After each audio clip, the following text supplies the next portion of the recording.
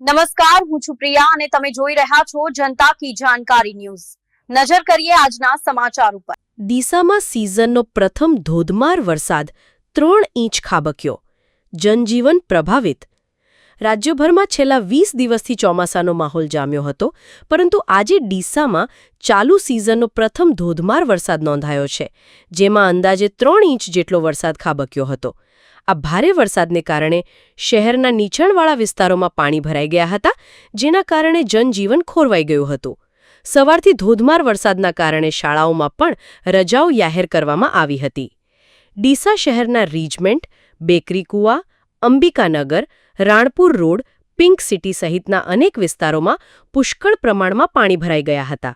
અનેક સ્થળોએ પાણી લોકોના ઘરોમાં પણ ઘૂસી ગયા હતા, જેના કારણે લોકોને ભારે હાલાકીનો સામનો કરવો પડ્યો હતો।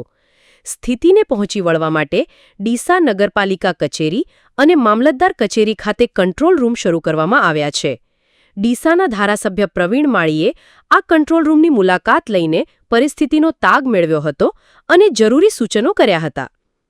આ ધોધમાર વરસાદને કારણે ગ્રામ્ય વિસ્તારોમાં પણ અનેક ખેડૂતોને મોટું નુકસાન થયું છે, ખાસ કરીને જે ખેડૂતોનો મગફળીનો પાક લેવાનો બાકી હતો અથવા જેમનો પાક લેવાનું ચાલુ હતું, તેમને ભારે નુકસાન થયું હોવાના અહેવાલ છે। ડીસા ઉપરાંત બનાસકાંઠા જિલ્લામાં પાલનપુર, વડગામ અને દાંતીવાડા તાલુકામાં પણ ધોધમાર વરસાદ વરસ્યો હતો।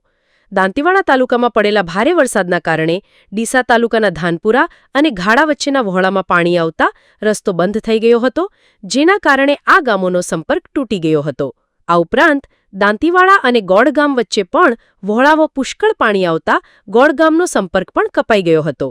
હવામાન વિભાગ દ્વારા આગામી સમયમાં વધુ વરસાદ થવાની આગાહી કરવામાં આવી છે, જેને ધ્યાનમાં રાખીને તંત્ર એલર્ટ પર છે।